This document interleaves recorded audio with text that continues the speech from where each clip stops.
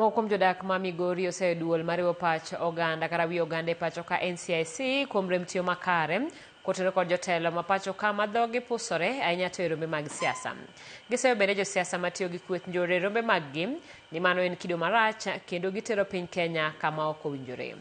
Dwachgi en mondo tend arita kod duol mar NCIC oket maino kendo ti mapiyo mar kawo okang' mar chik ne josiasa matiyo gi kweth njore.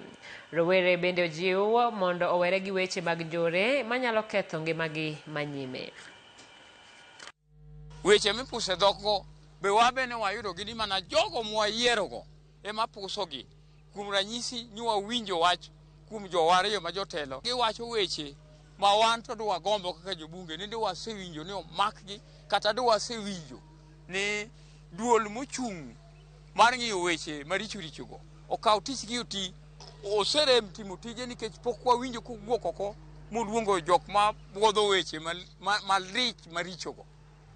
Koro waneno ni orem timo tije to kowinjo wachwani to yie owuogi kata ka ok owinjo to yie oluong jogo kaka chik wacho mondo otergi kuma iterogie. Gin jomo kan gi jogo manyiche wayiero kendo gitimo a lot of damage. Nyocha gitimo much more damage in Homa Bay ma wan be wabuok. Koro wawacho ni wadwa wuoyo mokoda kodgi mondo giwe pidho goons. Gitiyo maber to giluor.